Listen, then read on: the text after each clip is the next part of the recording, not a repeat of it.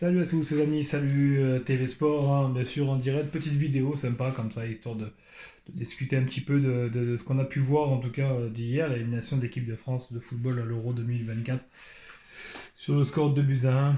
De buts à 1 bien sûr c'est vraiment le minimum vital parce que quand on regarde finalement la philosophie du match, excusez-moi, il n'y a pas photo, il n'y a pas photo, l'Espagne a été meilleure, l'Espagne a été plus complet dans le jeu, une animation beaucoup plus huilée avec un jeu de possession, mais aussi de la verticalité qui a permis tout simplement de pouvoir mettre en péril la défense française qui a été en très grosse difficulté hier. Et bien entendu, on doit le rappeler qu'elle a été jusqu'à présent intouchable depuis le début de l'Euro et qui a craqué parce que tout simplement le football a repris sa place hier soir et je suis quand même content parce que même si on est français avant tout, il faut quand même reconnaître que l'Espagne, c'est le football quoi. C'est la passion, c'est le football. Donc bien sûr, je sais ce que vous allez dire en ce mercredi. euh, il faut changer de sélectionneur, il faut changer un tel, ça va pas. Je peux comprendre, je peux comprendre. Maintenant, il faut arrêter de se mettre dans la tête, il faut absolument Zidane, il faut pas. Non, moi ce que je demande juste aujourd'hui, c'est que l'équipe de France, elle retrouve des valeurs footballistiques, qu'on retrouve une animation réelle, qu'on arrête de se contenter du minimum, de avant tout bien défendre pour mieux attaquer derrière. C'est pas ça le football. Le football aujourd'hui, il faut qu'il y ait une idée de jeu, il faut qu'il y ait une envie, surtout d'animer, de maîtriser, de contrôler un match pour pouvoir faire du mal à l'adversaire. Comme l'a fait l'Espagne hier. L'Espagne, depuis le début de l'Euro, c'est ce qu'ils ont mis en place. Ils sont démarrés tout simplement pendant des années. On a eu une Espagne qui a dominé ses adversaires par le jeu de possession, qui a mis en péril souvent les adversaires. Et puis ça s'est un petit peu estompé. Il y a eu les équipes ont mieux préparé les rencontres, ont piégé les Espagnols. La Roja a été en grosse difficulté pendant quelques années et il a fallu reconstruire. Et aujourd'hui, un sélectionneur un petit peu anodin qui tombe du ciel et qui retrouve tout simplement un discours plus direct. C'est-à-dire qu'aujourd'hui, pour marquer des buts, il faut avoir des occasions. Jouer à la possession de balle, à passe à 10 pendant une heure et demie, ça marche plus aujourd'hui. Il faut varier. Et c'est ce qu'il fait très bien avec l'Espagne aujourd'hui, avec très peu de stars. Quand on regarde les dernières années, l'Espagne avait toujours des joueurs du Real, du Barça. Aujourd'hui, il y en a très peu. Il y a beaucoup de joueurs de la Real Sociedad, du Betis Séville, très peu de joueurs du Barça, très peu de joueurs du Real, même si on peut parler du jeune Yamal, qui est tout simplement exceptionnel, ce gamin de 16 ans. C'est une pépite du football. C'est l'avenir. S'il est bien géré, s'il est bien entouré, s'il continue à progresser, à écouter les conseils, il va devenir un crack du football. Mais aujourd'hui, il a que 16 ans et il a marqué un but ultra important en demi-finale de Coupe d'Europe. Et ça, c'est pas rien. Donc, remettons en cause peut-être le processus de préparation, c'est-à-dire qu'aujourd'hui, une équipe de France qui était en grosse difficulté dans la préparation, au sein du groupe, ça allait pas. Quand on voit un Griezmann hier dire j'étais prêt et puis je suis sur le banc, c'est pas normal. C'est pas normal. Et il faut comprendre que Deschamps a peut-être perdu les anciens. Et la transition, entre guillemets, a été mal exploitée et peut-être pour moi un peu tardive. Dans le sens où aujourd'hui l'équipe de France aurait peut-être dû préparer son euro différemment, peut-être retirer des Giroud, peut-être enlever des Griezmann, peut-être intégrer des jeunes joueurs. On a vu un petit Barcola qui a fait pour moi des belles rentrées, peut-être faire différemment. En tout cas, il y avait la possibilité avec le vivier de joueurs qu'il y a actuellement en équipe de France de pouvoir varier et de pouvoir peut-être changer quelque chose.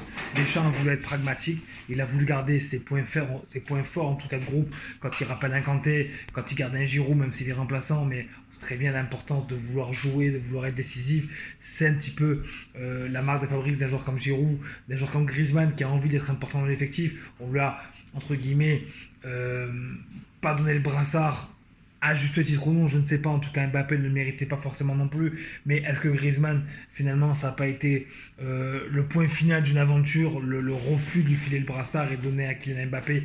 Parce que quand on voit finalement les performances d'Mbappé, il aurait dû peut-être être remplacé à plusieurs reprises et ça n'a pas été le cas. Et moi, je pense qu'aujourd'hui, il y a une réalité, c'est que Deschamps n'a pas su transmettre, n'a pas su transiter en tout cas entre les anciens et la jeunesse, n'a pas su mettre en avant un nouveau projet. Il a été un petit peu pris de court. Alors, il a profité de la réussite, il a profité malgré tout, parce qu'on peut dire ce que l'on veut, mais il fait encore une fois une demi-finale et c'est pas rien non plus pour un sélectionneur. Donc toutes ces choses-là sont à mettre quand même à son crédit, c'est que malgré tout, encore une fois, il s'en sort alors que l'équipe de France, quand on voit son premier match de l'Euro, son deuxième match, son troisième match, on se dit mais comment elle peut être aujourd'hui encore en demi-finale de Coupe d'Europe. Et pourtant ça a été le cas, elle a été qualifiée en demi-finale et ce n'est pas rien. Donc ça c'est aussi à mettre à son crédit. Aujourd'hui, la Fédération française de football a validé le fait qu'il ira jusqu'à la Coupe du Monde. Encore une fois, ça fera des déçus. Encore une fois, les médias vont s'amuser à critiquer, vont le banaliser. Alors, après tout ce qu'il a fait, bien évidemment, on ne peut pas tout remettre en cause, mais on ne peut pas non plus dire qu'il n'y a pas une page qui se tourne, quoi. Si Deschamps n'arrive pas à comprendre que peut-être qu'aujourd'hui, il est à court d'idées, peut-être qu'aujourd'hui, lui, son adjoint a besoin de prendre du recul, peut-être repartir dans un autre projet, je ne sais pas. En tout cas, mon avis personnel, c'est qu'aujourd'hui, il y a une page qui tourne. Alors, sans parler encore une fois de Zidane, c'est pas lui que je veux absolument en équipe de France, moi. Contrairement aux médias qui peuvent dire oui, mais Zidane est libre, il faut l'appeler, il faut qu'il vienne, il sera content de venir. Attention, je juge pas l'entraîneur, je juge pas l'homme. Moi, Zidane, ça a été un très grand joueur, un très grand coach au Real Madrid, pas de problème.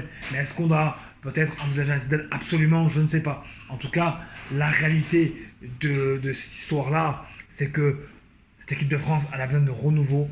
Pour moi, Deschamps, qu'il ait encore une fois une Coupe du Monde en 2 ans, c'est risqué. C'est un gros risque que la Fédé prend.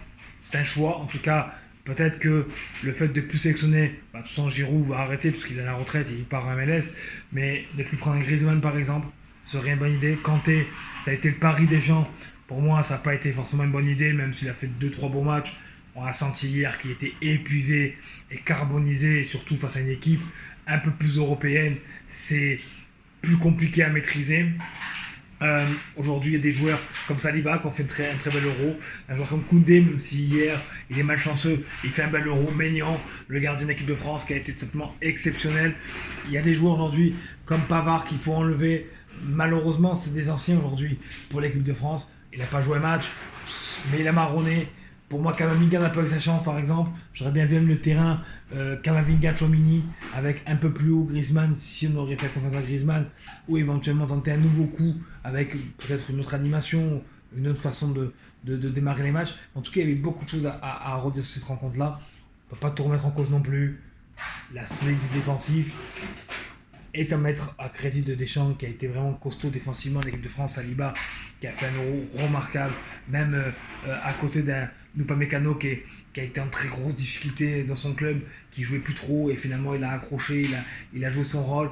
On a eu un très beau Théo Hernandez aussi, même s'il a manqué peut-être un peu de projection offensive. Bon, Mbappé, on ne va pas en revenir là-dessus, mais pour moi c'est un Euro gâché, comme une saison gâchée pour lui. Il va repartir à 0 avec le Real Madrid, il va se remettre, je pense, dans le bain. Est-ce qu'il doit garder les brassards? Moi je ne pense pas personnellement. C'est pas un capitaine, Mbappé. C'est un super joueur, c'est peut-être un des meilleurs joueurs du monde aujourd'hui, mais c'est pas pour moi un capitaine. Il n'a pas à avoir le brassard. Qui mettre en tant que capitaine? Ça va être compliqué aussi de trouver un capitaine peut-être qui pourrait prendre sa place, parce que quand on regarde finalement, Mbappé fait partie aussi des anciens. Et ça, c'est aussi à réfléchir. Et puis après, il y a des joueurs comme Barcola qui vont rentrer en groupe. Il y a des joueurs peut-être comme Thuram qui pourront enfin s'exprimer librement. En tout cas, il y a beaucoup de choses qui vont être mis en avant. En septembre, Ligue des Nations. On est parti pour la nouveauté. Bonne soirée les gars, et à bientôt sur Télésport.